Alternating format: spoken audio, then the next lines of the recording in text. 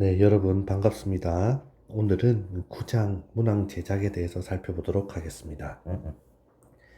문항 제작과 관련된 부분에 대해 내용을 확인하기 위해서 먼저 문항이란 무엇인지, 문항의 의미와 문항을 이루는 요소에 대해서 살펴보도록 하겠습니다. 그리고 두 번째는 좋은 문항이 가지는 조건들은 어떤 것인지 살펴보고, 세 번째는 문항을 만드는 사람들의 어떤 자격에 대해서 확인해 보겠습니다. 그리고 문항의 유형에 대해서 네 번째로 살펴볼 텐데요. 이 문항의 유형이 상당히 중요하다고 볼 수 있습니다. 임용고사에 자주 등장할 수 있는 그런 내용들이라고 볼 수 있고요. 여러분들의 기말고사에도 상당히 많이 이 문제가 출제되지 않을까 하는 생각이 듭니다. 아울러서 동일하게 문항의 제작과 편집도 상당히 중요하겠죠. 그리고 여섯 번째로 문항 제작의 실제에 대해서 살펴보도록 하겠습니다. 자, 그러면 문항이란 무엇일까요? 학교에서는 흔히 문항과 관련해서 시험 문제라고 생각하고 있습니다. 네, 물론 시험 문제도 문항이라고 할 수 있습니다. 문항이 정확하게 무엇이냐 하는 것에 대해서 어떤 답을 우리가 할 수 있냐면, 학업 성취라든지 능력이라든지 성향이라든지 어떤 특성을 우리가 확인하기 위해서 필요한 자료를 수집하기 위한 측정 단위를 말합니다. 예를 들면 우리가 IQ를 재려고 한다고 칩시다. 그러면 이 IQ라는 특성을 우리가 재려고 할 때 이 IQ라는 특성이 어떤 구성인자 또는 어떤 구성 요소로 되어 있느냐 하는 것들을 우리가 살펴볼 수 있겠죠. 그럼 이런 구성인자나 구성 요소들을 추론하는데 또는 찾아내는 데 있어서 필요한 자료를 수집하는 측정 단위를 말합니다. 자료를 수집하는 측정 단위를 말하죠. 그래서 이런 자료를 수집하는 측정 단위인 문항이 꼭 우리가 흔히 보았던 오지선다, 이런 선다형 문제만 있는 것이 아니라 소술형도 있을 수 있고 수행평가도 있을 수 있고 여러 가지가 있을 수 있겠죠.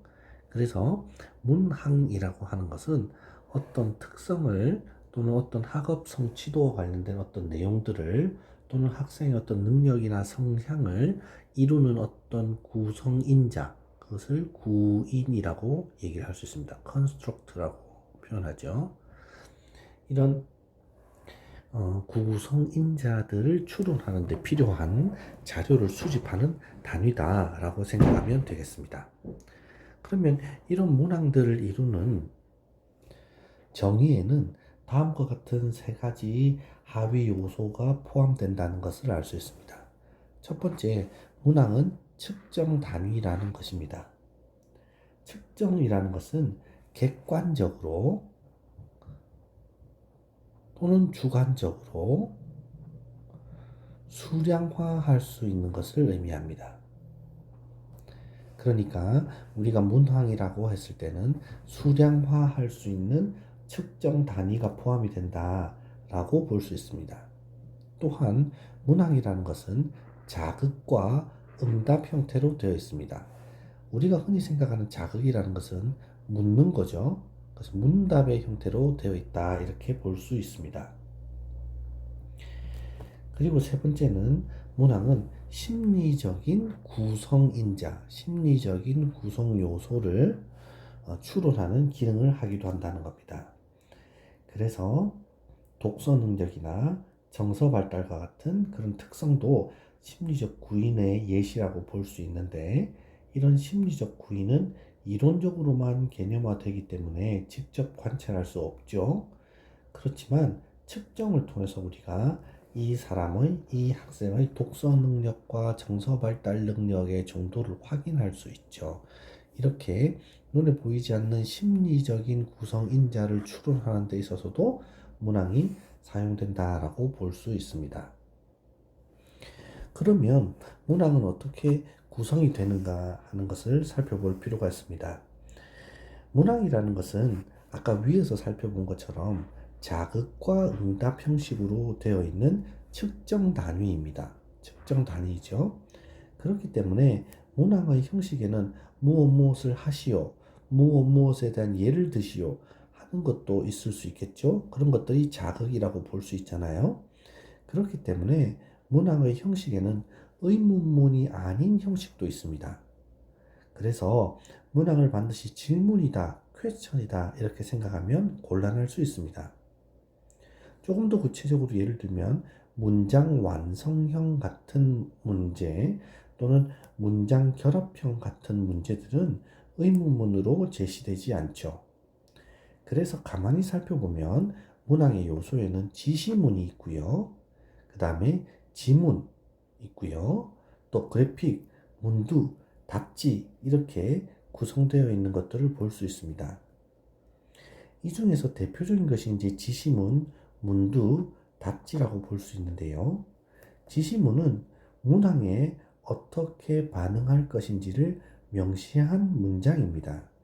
임용고사의 맨 위에 부분에 등장하는 것이 지시문이라고 할 수 있죠. 영어로 쓰면 조금 더 쉽습니다. 디렉션이죠. 방향을 제시하는 겁니다. 그리고 문두가 등장하는데요. 문두는 스템이라고 해서 뿌리 이런 뜻이죠. 문두는 시험을 치는 사람들의 반응을 유도하기 위해서 질문을 제시하거나 상황을 설정하는 부분이 문두라고 볼 수 있습니다. 이 문두에는 역시 의문문으로 표현이 될 수도 있지만 평소문이나 명령문으로도 진술이 가능합니다. 즉, 문두는 반응을 유발하기 위해서 자극의 기능을 한다. 이 문두가 바로 자극의 기능을 한다는 것을 염두에 둘 필요가 있겠습니다. 다음으로 답지인데요.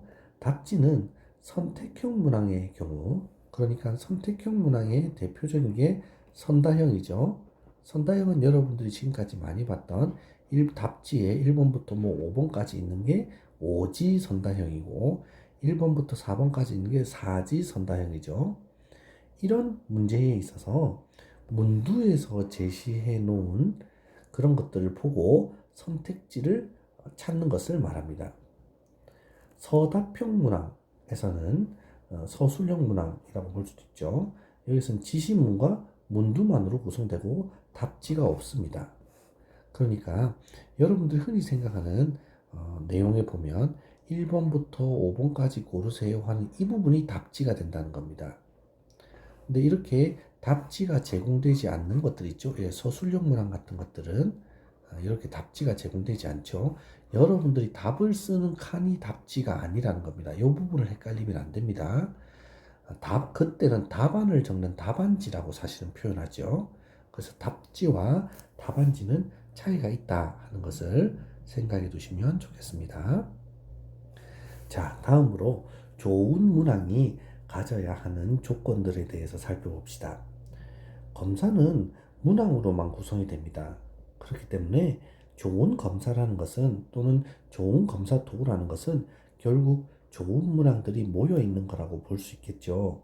그래서 문제를 만드는 사람들은 그 문제가 타당한가, 신뢰성이 있는가 하는 것들을 살펴보기 위해서 되도록 좋은 문항을 만들려고 최선을 다합니다.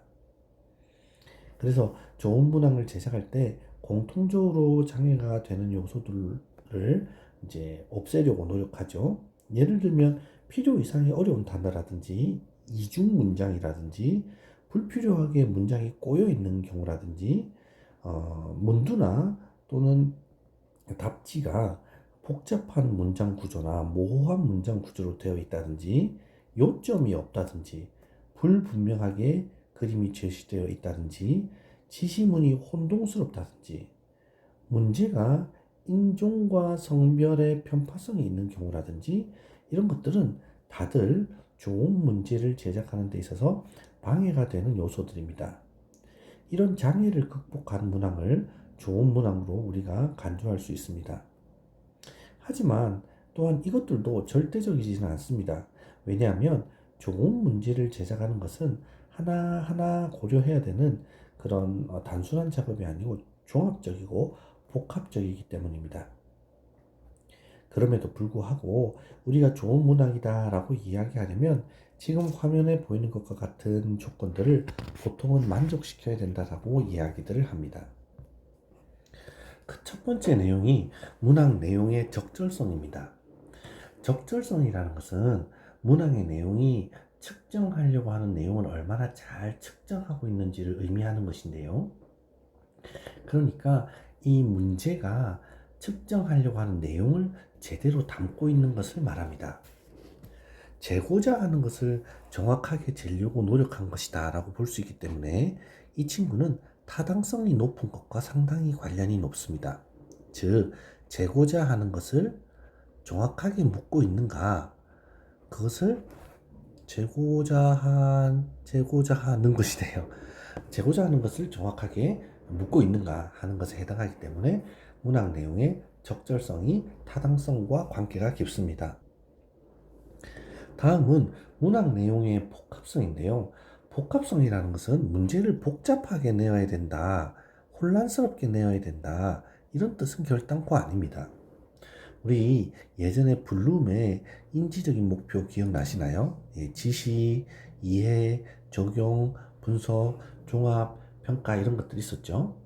그 중에서도 내용을 단순하게 기억하고 암기해서 써내야 하는 그런 문제보다는 좀 더 인지적인 고차원적인 문제들을 내어야 된다 하는 것들을 의미합니다.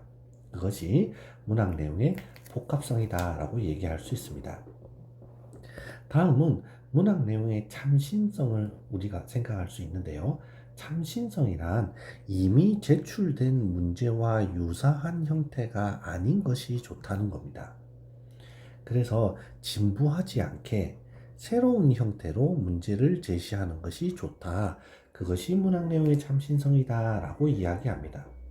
특히 문학 내용 자체가 학생들에게 새로운 경험을 제공해 주는 형태로 제시된다면 더욱 좋다, 이런 표현들을 하고는 합니다. 그래서 문항을 제작하는 사람들은 학습 내용과 관련된 뉴스라든지 또는 새로운 데이터라든지 또는 사회 트렌드 같은 것들을 익혀서죠. 사회 트렌드 같은 것들을 익혀서 그것과 연계해서 참신한 문제들을 만들려고 노력해야 한다는 것입니다. 다음은 문학 내용의 구조화를 들 수 있습니다. 문학 내용의 구조화라는 것은 모호한 의미를 피하라는 것입니다. 즉, 문항이 체계적이고 명료한 말로 구성되어 있어야 된다는 것이죠. 질문이 모호하지 않고 구체적이지 않으면 안 된다는 뜻입니다. 예를 들면 수행평가에 대해서 논하라, 교육이 무엇인가, 이렇게 묻는 문제보다는 수행평가의 정의는 무엇이며 특성은 무엇인가 라고 묻는 것입니다. 또는 수행평가가 학교 현장에서 적용될 때 문제점과 개선 방안을 제시하라, 이런 것이 훨씬 더 문제가 구조화되었다고 볼 수 있는 겁니다. 대체적으로 서답형 문항보다는 선택형 문항에서 훨씬 더 구조화가 되어 있다고 볼 수 있죠. 여기서 잠시 뒤에서도 살펴보겠지만 문항이라는 것은 서답형 문항과 선택형 문항으로 구분됩니다. 선택형 문항의 대표적인 게 선다형이고요. 여러분이 흔히 알고 있는 객관식 시험, 사실 객관식 시험, 주관식 시험이라는 말은 잘 존재하지 않습니다만, 이렇게 답지를 보고 선택할 수 있는 것이 선택형 문항이고요. 그렇지 않고 여러분이 답을 기술해서 써야 하는 문제는 서답형 문제라고 할 수 있습니다. 문항은 크게 이렇게 서답형 문항과 선택형 문항으로 나뉜다는 거 꼭 기억해 두시고요. 나중에 문항의 유형에 가면 서답형 문항의 유형과 선택형 문항의 유형에 대해서 살펴보게 될 테니까 그렇게 이해하시면 되겠습니다. 그래서 문항의 구조화 측면에서는 서답형 문항보다는 선택형 문항이 훨씬 더 구조화되어 있다, 그렇겠죠. 이게 답지가 어떤 것들을 선택하시오 라고 되어 있기 때문에 논술형 형태, 서술형 형태보다는 이런 선택형 문항이 훨씬 더 구조화되어 있다고 볼 수 있습니다. 다섯 번째, 문항은 학습 동기를 유발할 수 있어야 된다고 합니다. 다시 말하면 난이도가 적절하게 섞여 있어서 학습 동기를 유발할 수 있게 되어야 되는데요. 문제가 지나치게 어려우면 학생들이 도달하려고, 즉 이것을 도전하려고 하지 않겠죠. 반대로 문제가 너무 쉬워버려도 재미가 없어지겠죠.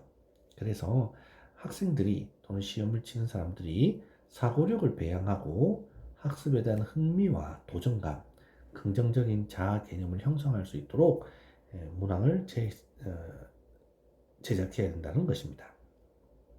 다음 문항은 윤리성을 갖춰야 됩니다. 검사도 교육의 일부입니다. 즉 평가 문항도, 평가라는 것도 교육의 일부이지요.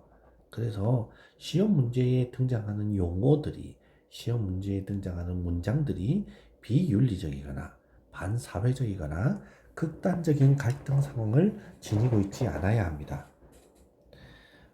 특히 대학 수업에서, 대학 시험에서 특정한 정치적인, 종교적인 문제를 시험 문제로 제출해서 문제가 된 경우들이 있었죠. 그렇게 비윤리적이고 반사회적인 문제들은 문항의 윤리성에 맞지 않다라고 보아야 됩니다. 그리고 7번째로 문항의 비차별성을 이야기할 수 있는데요. 문항의 내용이 특정 집단에 유리하게 되면 안 됩니다.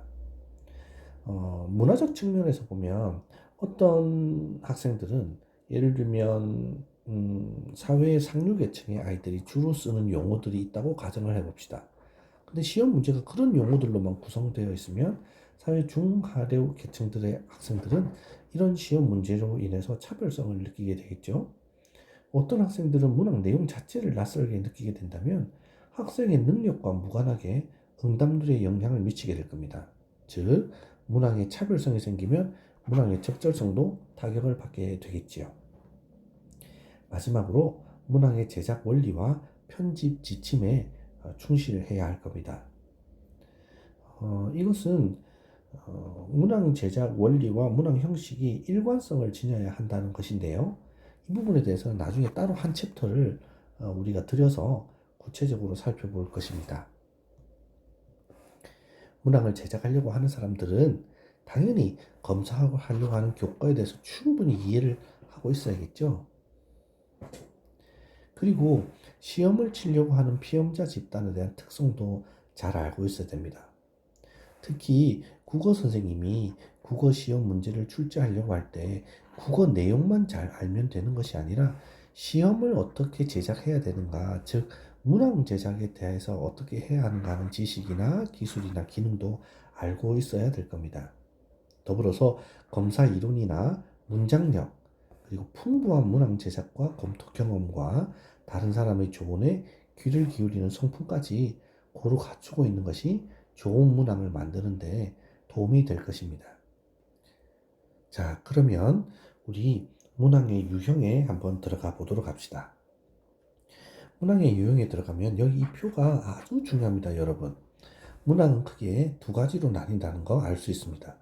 답을 선택할 수 있는 선택형 문항과 답을 써야 하는 서답형 문항으로 나뉩니다. 선택형 문항은 진짜냐 거짓이냐를 판별하는 진위형, 흔히 우리가 알고 있는 OX형이죠. 진위형 문제가 있는가 하면 여러 가지 답 중에서 하나를 선택해야 하는 멀티플 초이스, 선다형이 있습니다. 또한 연결형이 있는데요. 이거는 매칭시키는 겁니다.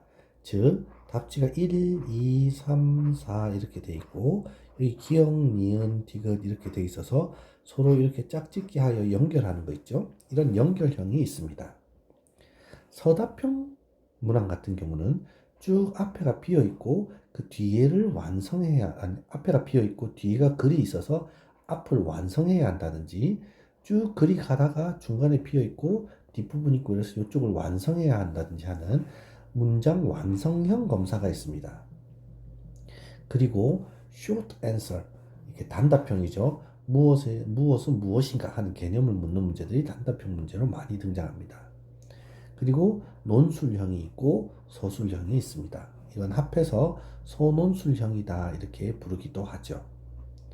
자, 요 유형을 여러분들이 잘 외워두시는 것이 아주 중요합니다. 다시 한번 더 해볼까요? 자, 문항에는 선택형 문항과 서답형 문항이 있습니다. 선택형 문항은 진위형, 선다형, 연결형이 있고 서답형 문항은 완성형, 단답형, 소논술형이 있습니다. 이렇게 놓고 보면 선택형 문항이 가장 구조화되어 있고 서답형 문항이 중간이면서 수행평가가 가장 극대화되어 있는 비구조화된 문제로 우리가 볼 수 있습니다. 문항은 각각 고유한 장단점과 용도가 있기 때문에 이것이 선택하는 문제라고 해서 이것은 수준이 낮고 얘는 수준이 높다 이렇게 볼 수 없습니다. 어떤 목표를, 어떤 내용을, 어떤 평가의 목적을 가지고 어떤 학생들에게 이런 평가를 할 것인가에 따라서 평가 문항을 선택하는 것이기 때문에 어떤 문항이 더 좋고 어떤 문항이 더 나쁘다라고 볼 수는 없습니다. 다만 일반적으로 볼 때 이 선택형 문항의 경우는 지식, 이 선택형 문항 같은 경우에는 지식에 대한 부분, 이해, 적용, 분석 같은 곳에 상당히 많이 쓰입니다. 반면 서답형 문항 같은 경우에는 어떤 내용을 종합하고 평가하는 데 있어서 상당히 유용하게 쓰일 수 있습니다. 문항 반응의 특징을 보면 이 친구들, 선택형 문항들은 선택에 대해서 반응하게 하고 정확한 지식을 묻는데 훨씬 더 많이 사용이 됩니다. 하지만 서답형 문항 같은 경우에는 어떤 내용과 지식에 대해서 회상하거나 그것을 구성하거나 반응하는데 훨씬 더 많이 사용된다고 볼 수 있겠죠. 그래서 이런 문제들의 내용들을 잘 살펴보시면 좋겠습니다. 다음은 문제를 만드는 절차에 대해서 한번 살펴봅시다. 문항 제작을 위해서는 몇 가지 절차를 거쳐야 되는데요.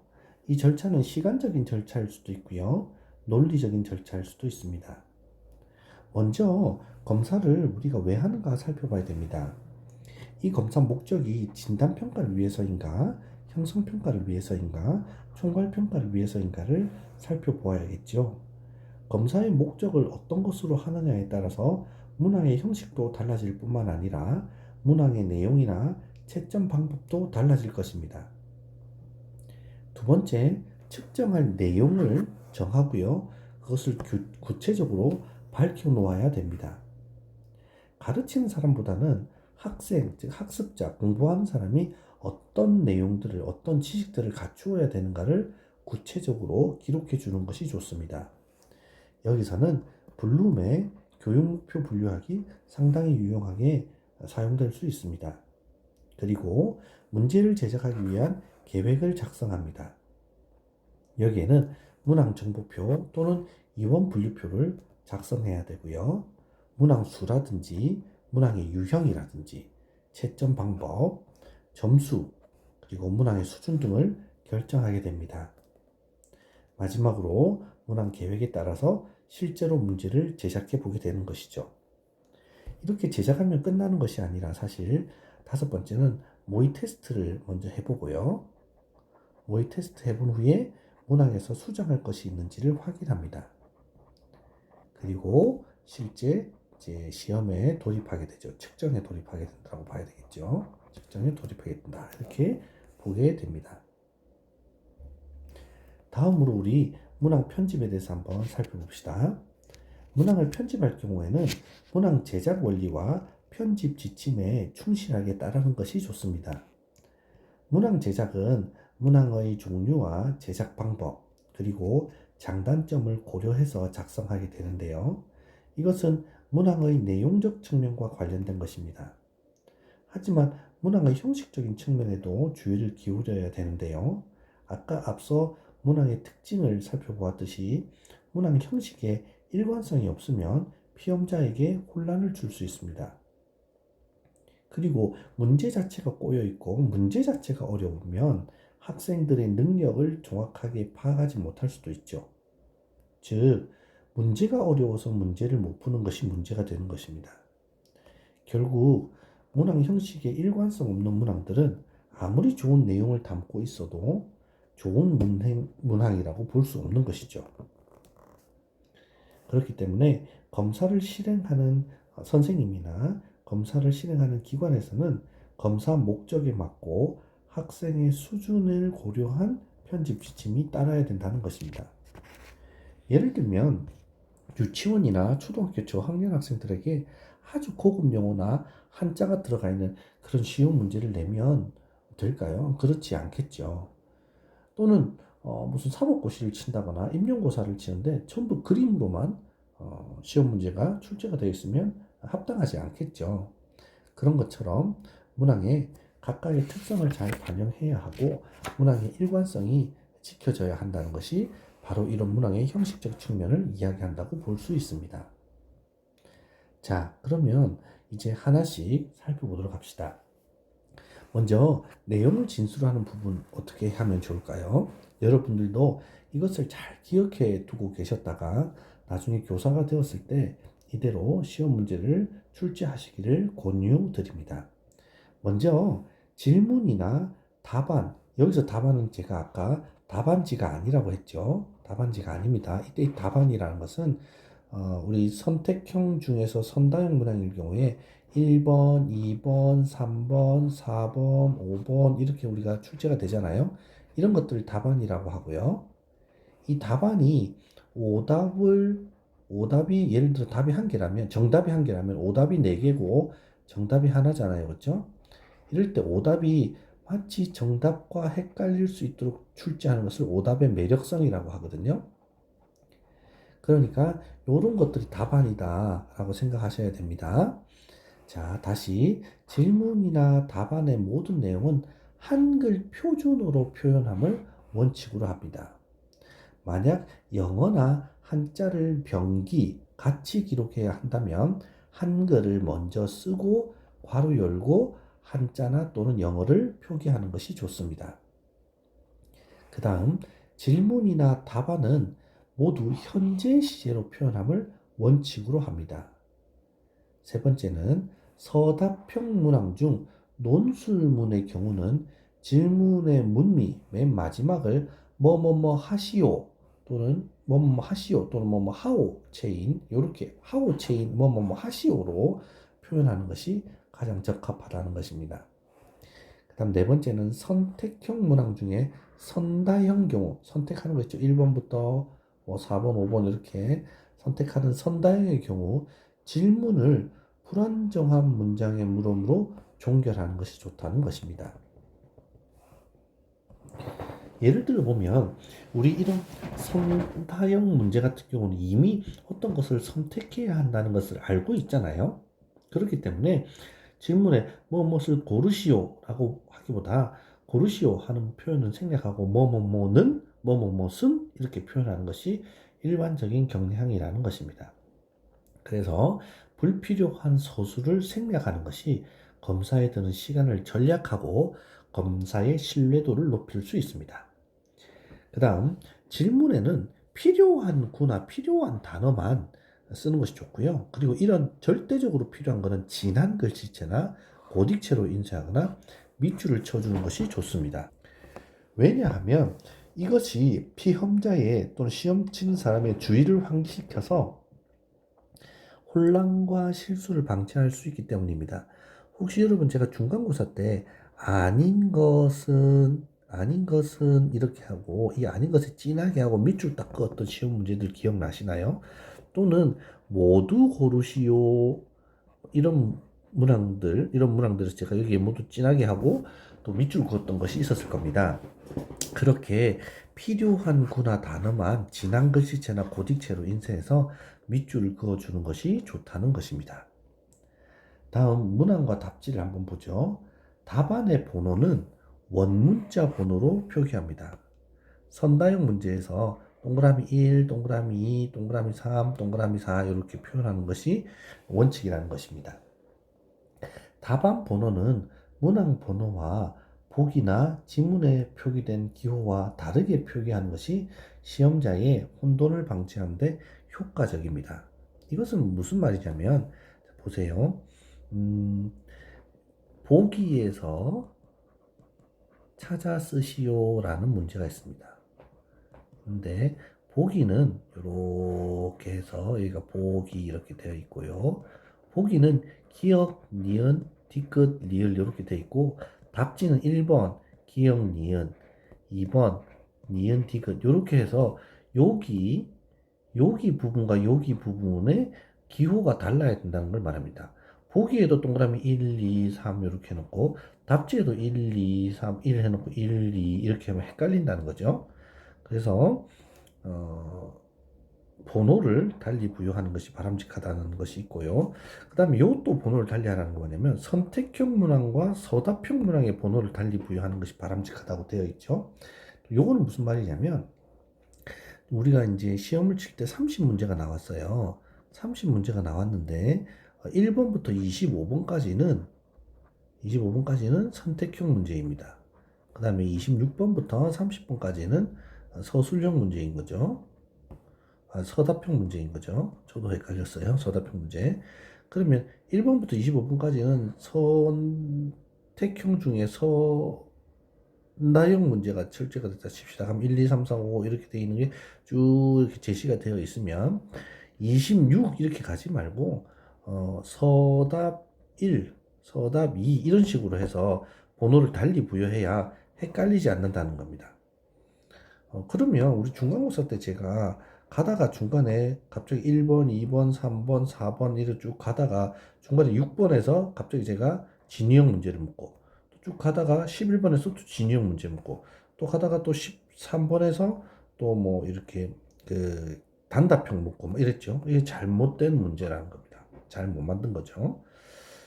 그 다음에 두 문항 이상에 걸친 공동지시문 있죠. 그것은 하우체로 하십시오. 자, 예를 들면 다음 글을 읽고 물음에 답하시오 이렇게 있고 괄호 열고 이 문제는 6번과 7번에 해당합니다. 이렇게 돼 있잖아요. 그때는 뭐 물음에 답하시오 이렇게 하우체로 진술을 하고요. 지시문 앞에 해당되는 문항 번호 함께 다음과 같이 묶는 거예요. 제가 이렇게 묶은 것처럼 그렇게 여러분들이 묶어주시면 좋겠다 하는 생각들이 있습니다. 여기 각각에 해당하는 얘들은 우리 교재 267쪽, 268쪽, 269쪽 등에 등장해 있기 때문에 여러분들이 그 내용들을 살펴보면 좋겠습니다. 그 다음 이제 인용문으로 들어가 봅시다. 인용문은 이렇게 큰 따옴표로 표기를 합니다. 인용된 어구는 이렇게 하고요. 인용된 문장은 이렇게 표기하는 겁니다.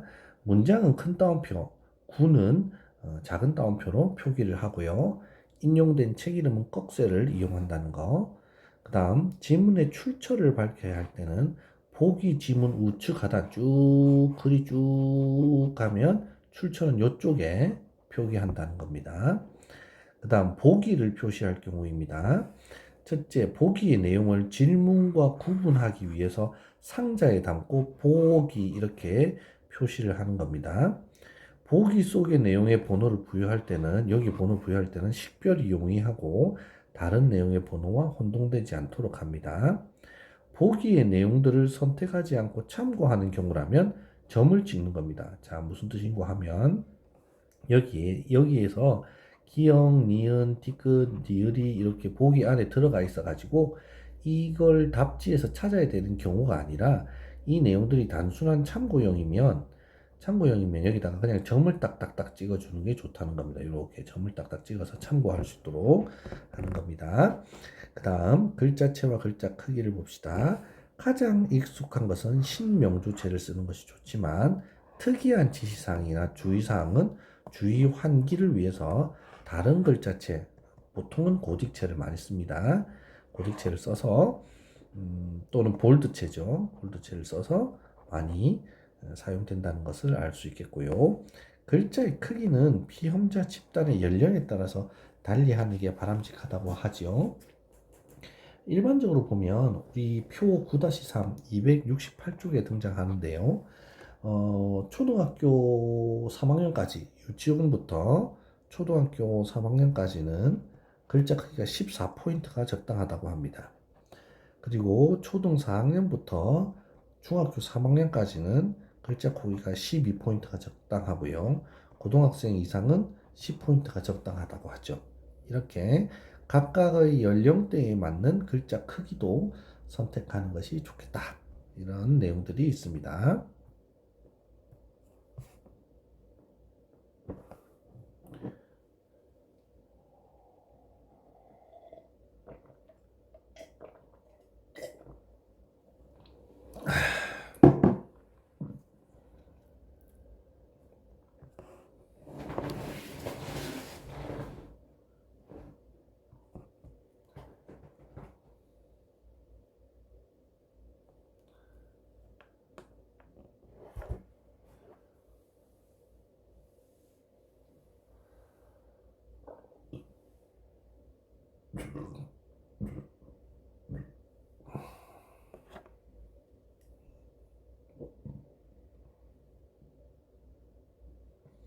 두 번째는 한계형 진위형 문항은 하나의 내용만을 포함하도록 해야 됩니다.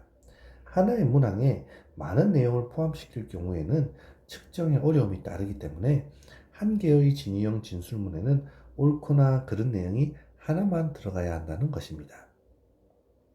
세 번째는 이건 모든 데 다 적용이 될 건데요.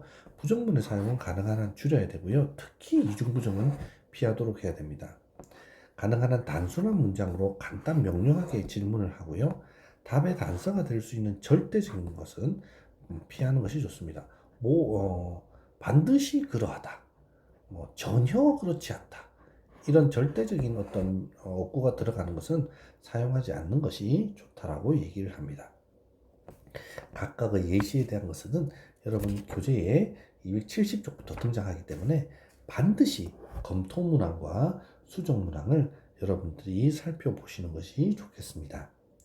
이런 진위형 문장 다음에는 선다형 문제가 이제 등장을 하는데요. 선다형 문제는요, 문항 유형 중에 가장 많이 쓰이는 형태입니다. 여러분들도 가장 많이 보았겠죠. 두 개 이상의 답안을 주고, 즉 1번부터 5번까지도 줄 수 있고 1번부터 2번까지도 줄 수 있고 이렇게 두 개 이상의 답지를 주고요. 그 중에서 맞는 답안이나 혹은 가장 알맞는 답안을 선택하는 형식입니다. 선다형 문항은 매우 쉬운 문항부터 매우 어려운 문항까지 제작할 수 있기 때문에 학업 성취도 검사에서 흔하게 사용됩니다. 왜냐하면 여러 개 답안 중에서 정답이 아닌 틀린 답안을 어떻게 제작하느냐에 따라서 문항 난이도가 변화될 수 있기 때문이죠. 예를 들면 지난 중간고사 여러분 어떠셨는지 모르겠는데요. 모두 고르시오. 또는 답지 안에 정답 없음, 모두 정답 이렇게 들어가 있는 상황들은 답을 명확하게 알고 있지 못하면 제대로 판단할 수 없기 때문입니다. 대부분 학교 시험에서 시험을 칠 때 선다형 문제에서 정답이 하나인 경우들이 많죠. 하지만 그런 경우에는 시험 문제가 낮게 출제가 된 것이라고 볼 수 있죠.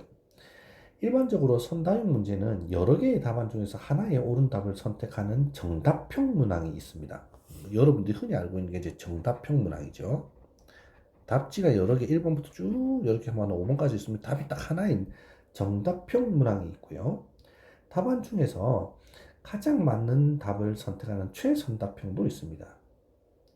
특히 최선답형은 정답형보다는 학생들에게 훨씬 더 혼동을 줄 수 있기 때문에 제작하기 다소 어렵지만 좋은 문항을 만들기에 훨씬 유용한 점이 있습니다.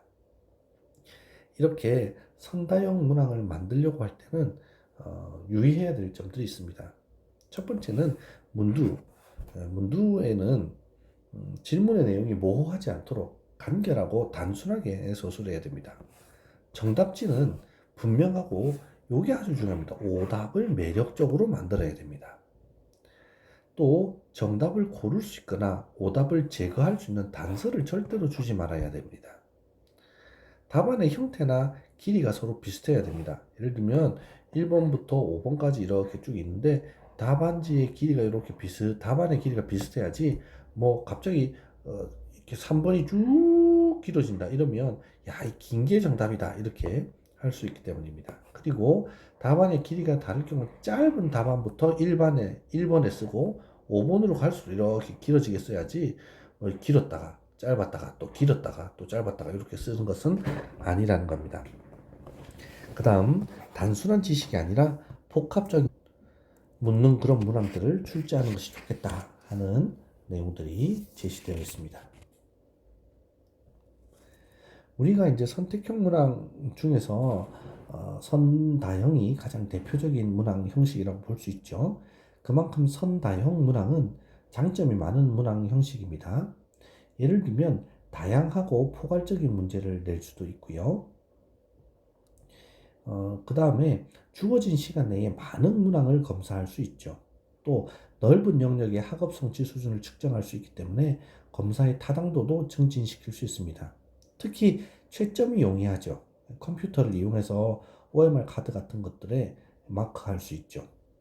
단순한 기억 여부뿐만 아니라 분석, 종합, 추리 같은 고차적인 사고 능력도 평가할 수 있습니다.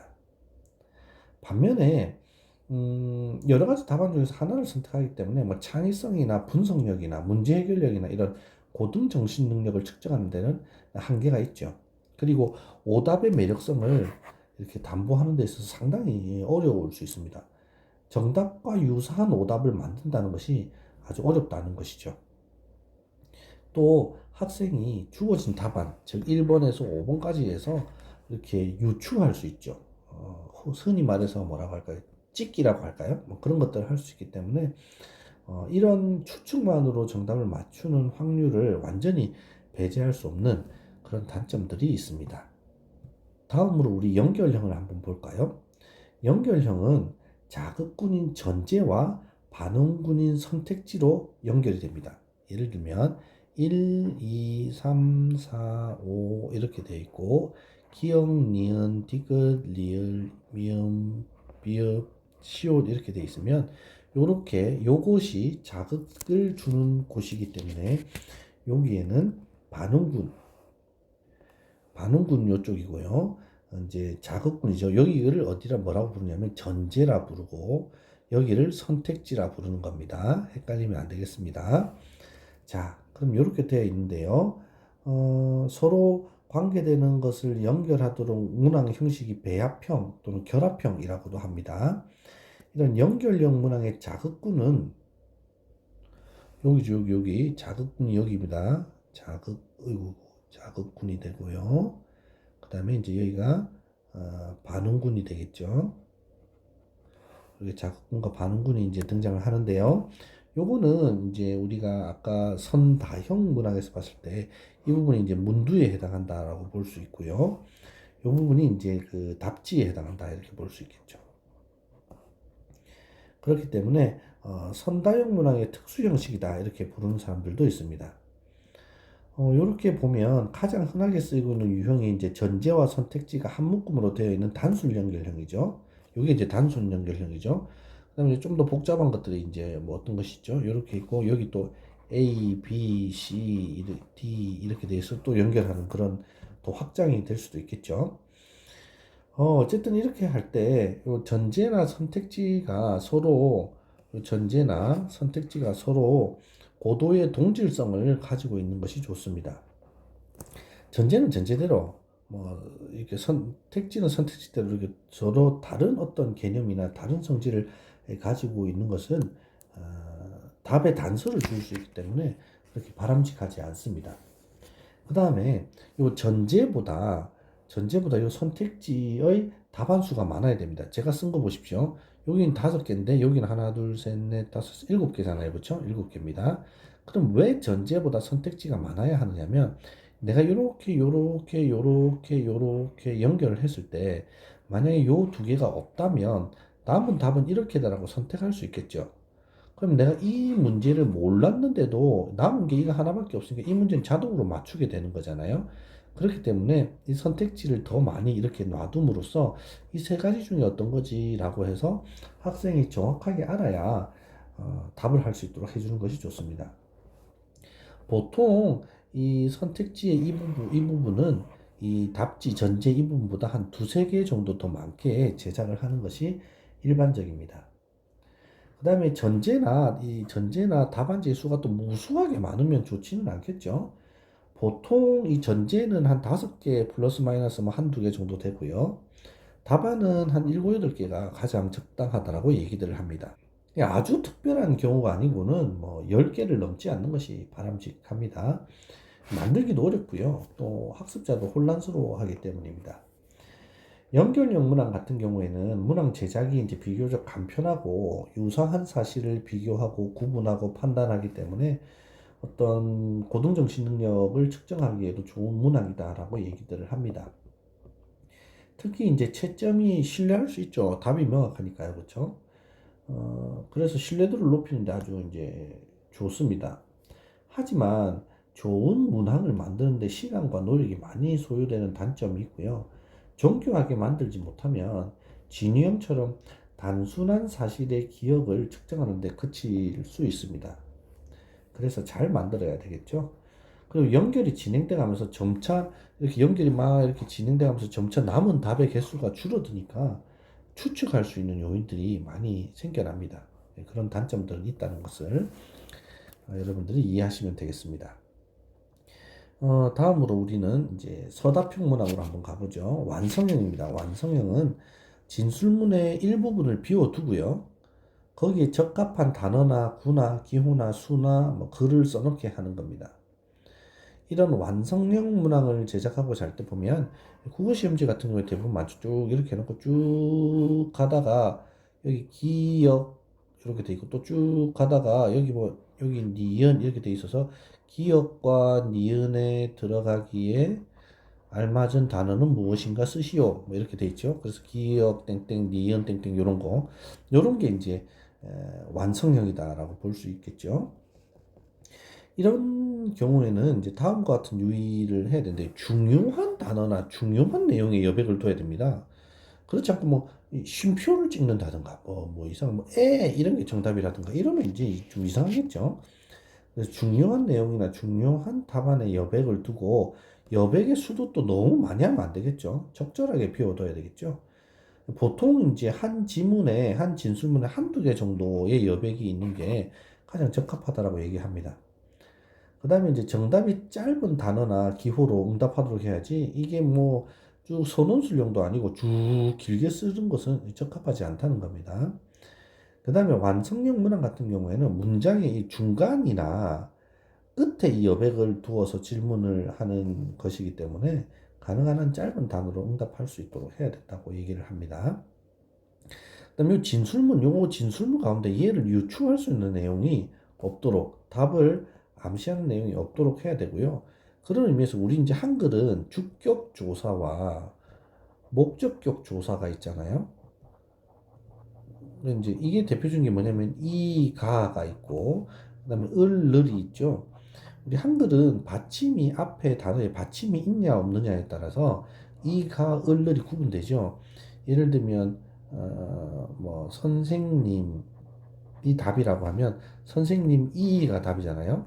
근데 문제를 출제할 때 선생님 이게 이제 네모로 출제돼 있고 여기 이 이렇게 돼 있으면 아, 요 앞에 받침이 있는 글자구나 하고 유추하게 되겠죠. 그래서 이가 이렇게 한다든지 또는 뭐 이가 이렇게 한다든지 이렇게 해서 주격 조사나 목적격 조사를 모두 정답을 암시하지 않도록 여백 뒤에 가능한 한 모두 조사를 써주는 것이 좋죠. 다음 여백은 질문의 후미에 사실 이 후미 부분에 주는 것이 적합하다라고 얘기들을 많이 합니다. 그 다음에 채점을 할 때는 여백 하나를 하나로 채점합니다. 요거 1점, 요거 1점 이렇게 요 두 개 묶어서 1점 이렇게 하지 말고 요거 1점, 요거 1점 해서 하나만 알아도 점수를 부여할 수 있도록 하는 것이 좋다라고 얘기를 합니다. 이런 완성형 문장은요 선택형 문항에서와 같은 단서가 없기 때문에 넘겨짚기, 추측, 손이 말하는 겐또 뭐 이렇게 얘기하죠. 겐또는 참 좋지 않은 단어인데요. 추측 요인들을 배제할 수 있기 때문에 문항 제작이 선택형의 선다형 문항에 비해서 문항을 제작하는 데 훨씬 쉽죠. 이것은 선다형 문항에서 답안을 제작하는 것보다 문장의 중요한 부분에 여백을 남기는 게 쉽기 때문입니다. 채점도 용이하죠. 하지만 단순한 지식이나 개념이나 사실을 확정하고 확인하는 데 자주 사용되는 그런 단점들이 있다는 것만을 염두에 두시면 좋겠습니다. 다음은 단답형으로 한번 넘어가 보죠. 단답형은 간단한 단어나 어구나 수나 기호를 응답하는 문항 형식입니다.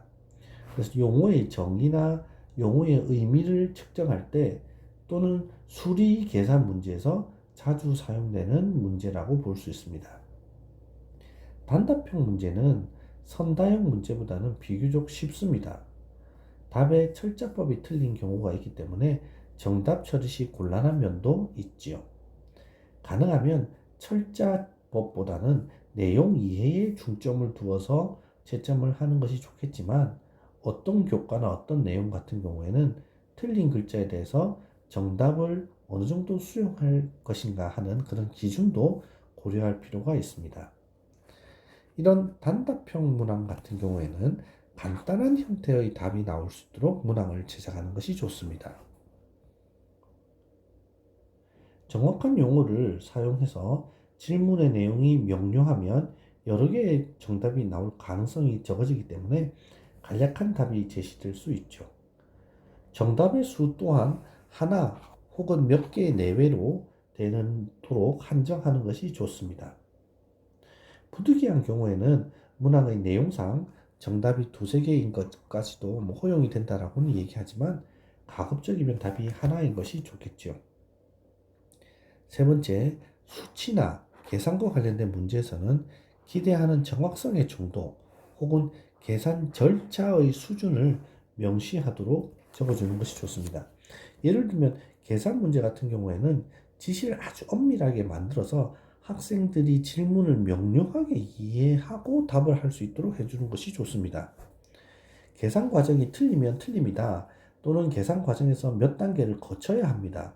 이렇게 해서 명확하게 제시를 해주는 것이죠. 정답에 대한 구체적인 단위를 지정해 주거나 센티미터, 미터, 밀리미터, 세제곱미터 이렇게 단위를 정확하게 지정해 주거나 계산 절차를 어느 수준까지 제시하라는 등의 지시문이 포함이 되면 채점하는 데도 상당한 도움이 될 수 있습니다. 단답형 문항 같은 경우에는 문제를 만들기가 쉽고 넓은 영역의 내용을 측정할 수 있기 때문에 짧은 시간 내에 광범위한 검사를 하는데 유용하게 사용됩니다. 또한 학생들이 추측을 해서 정답을 할 수가 없죠. 반면에 단점은 짧은 답을 요구하는 문항이기 때문에 단순한 지식이나 개념이나 사실만을 평가할 가능성이 높습니다. 즉, 단순 기억 그런 것들을 확인하는데 사용된다고 보기 때문에 이렇게 학생들의 고등정신 능력을 측정하는데 좀 어려움이 있을 수 있겠죠. 또 채점할 때 선택형 문항과 비교해서 객관성을 확보하기가 어렵다는 점도 들 수 있습니다. 다음은 논술형을 한번 볼까요? 논술형 같은 경우는요, 에세이 보통 이렇게 이제 표현하죠.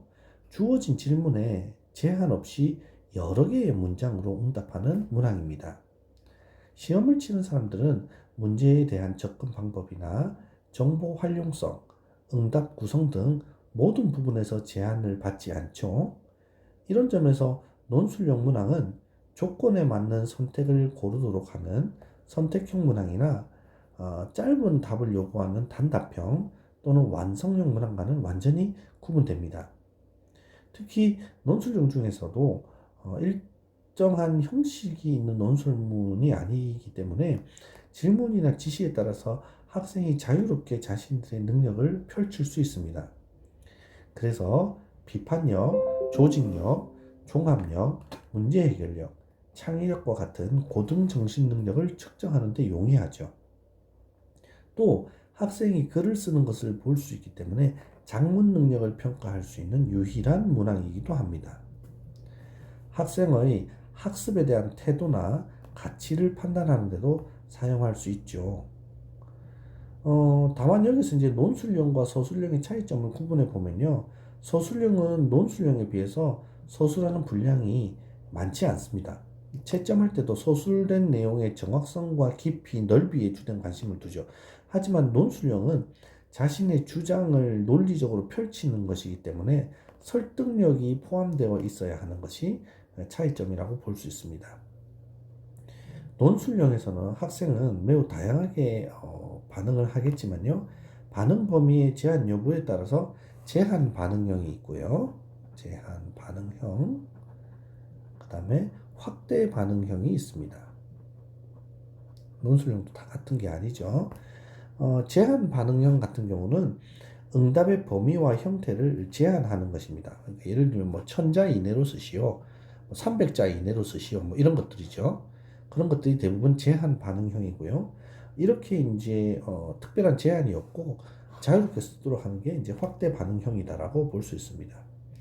제한 반응형 같은 경우에는 어떤 내용을 열거한다거나 기술한다거나 이유를 들게 한다거나 해서 짧게 쓸 수 있도록 하는 것 반면에 확대 반응형은 뭐 분석이라든지 종합이라든지 평가라든지 비판이라든지 이런 것들을 좀 더 고등적으로 이렇게 볼 수 있는 그런 평가 방법이다라고 볼 수 있습니다. 논술용 문항을 제작할 때는 여러 가지 주의할 사항들이 여기도 있는데요. 첫 번째는 학생의 시험 치려고 하는 학생의 특성과 수준을 당연히 고려해야 되겠죠. 그리고 질문의 요지가 분명하고 구조화되어 있어야 되고요. 특히 논쟁점이 있는 문항 같은 경우에는요, 학생들한테 의견을 먼저 밝힌 후에 의견을 논리적으로 전개하도록 하는 것이 좋고, 이 부분이 이제 중요합니다. 채점 기준이 미리 마련되어 있어야 됩니다. 그리고 문제를 출제하기 전이나 또는 출제할 때 채점 기준을 함께 제시를 해줘야 됩니다. 그렇지 않으면 이 채점의 객관성을 담보하기가 어려울 수 있기 때문이죠. 이 부분이 이제 채점을 어떻게 할 거냐 하는 것이 이 논술형 문항의 성패의 관건이 된다고 해도 과언이 아닙니다. 동일한 답지라고 해도, 동일한 답이라고 해도 채점자의 기준에 따라서 다르게 판단이 될 수 있기 때문이죠. 그래서 구체적인 채점 기준을 마련하는 것이 좋습니다. 특히 채점 기준은요, 가능한 한 모든 답이 될 수 있는 만한 모든 것들을 열거를 하고, 이런 것에서 몇 점을 줄 거냐 하는 것들을 미리 결정해 두어야 됩니다. 논술용 문항 같은 경우에는 피험자의 모든 정신 능력을 측정하는 데 있어서 적절한 어떤 그런 장점이 있죠. 논리성도 평가할 수 있고, 작문성도 평가할 수 있고, 고등정신 능력도 평가할 수 있죠.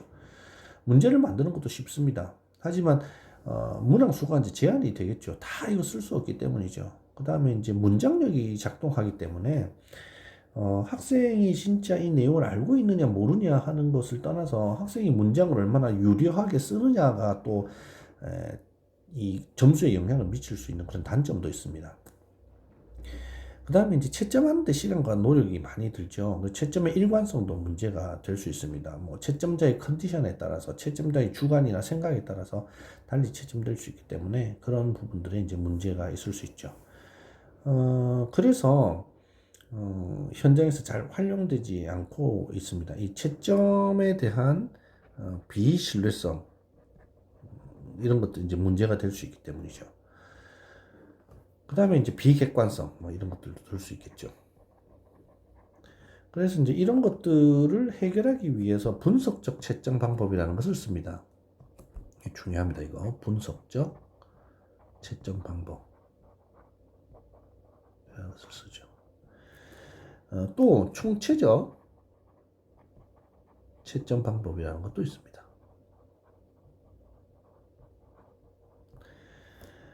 이 분석적 채점 방법이라는 것은요, 채점의 기준을 요소로 분석해서 이제 채점을 하는 것이고요. 그래가지고 이제 다들 종합하는 거죠. 후자는 전체를 하나의 채점 단위로 간주하는 방식입니다. 효과적으로 주로 쓰이는 게 이제 분석적 채점 방법입니다. 우리가 이제 임용고사 칠 때도 보면 이런 분석적 채점 방법을 하는데요. 뭐 정답으로 간주되어야 되는 단어들 있죠. 그런 단어들이 몇 개가 포함이 되어 있느냐, 단어가 있느냐, 키워드가 있느냐, 이런 것들을 이제 따져가는 방법, 또는 키워드가 되는 단어가 있거나 구가 있거나 문장이 있거나 이런 것들을 분석적으로 잘라서 이렇게 보는 방법들이고요.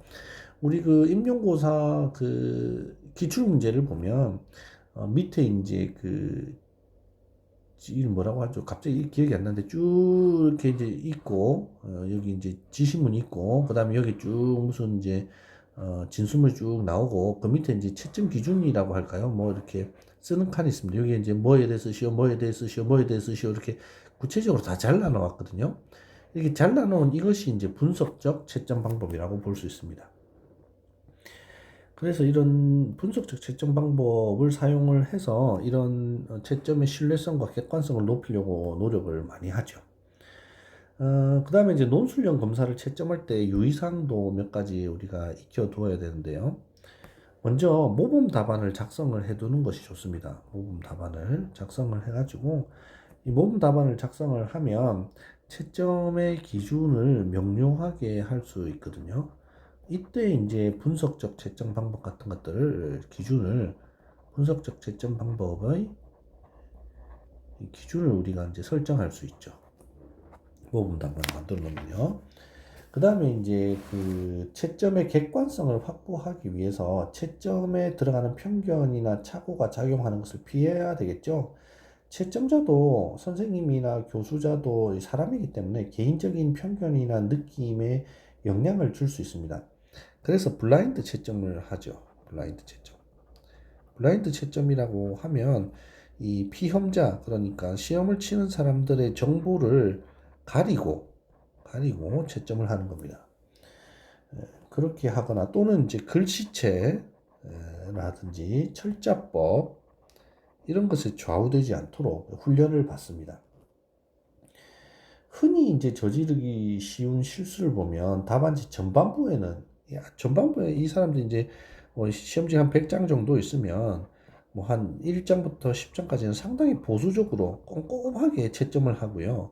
한 90장, 80장, 90장 넘어가면 이 사람들 아주 이렇게 이제 좀 뭐랄까요, 열린 자세로, 좋은 말 하면 열린적 자세지만 이게 뭐 느슨하게 이제 채점하는 거죠. 늘어지고 힘들고 피곤하니까요. 그런 이런 것들을 이제 피하기 위해서 적절한 휴식 같은 것들도 채점을 하는 중간중간에 하는 것이 좋습니다. 그래서 이제 제가 학우님들의 답안이 논술형일 때 채점을 하루 만에 몰아 하지 않습니다. 한 뭐 열흘 정도를 두고 특정한 시간대에, 컨디션 좋은 시간대에 딱딱 잘라가지고 10명 정도씩 또 20명 정도씩 이렇게 잘라서 채점을 하거든요. 이런 채점들 하는 것이 좋습니다. 그 다음에 이제 답안을 채점을 할 때는 학생 단위로 하지 말고 문항 단위로 하는 방법도 있습니다. 이게 무슨 뜻이냐면 논술형 문항을 3개를 냈어요. 그럼 1번, 2번, 3번 이렇게 답을 쓸 거 아니에요. 그럼 학생이 1번부터 10번까지 학생이 있으면 1번 학생의 논술형 3개 답안을 통으로 채점하지 말고 1번 학생의 1번 문제, 2번 학생의 1번 문제, 3번 학생의 1번 문제, 4번 학생의 1번 문제 이렇게 모든 학생이 1번 문제부터 채점을 하고 다시 돌아가서 1번부터 또 2번을 채점하고 2번 학생이 2번, 3번 학생이 2번 이렇게 채점을 하라는 뜻입니다.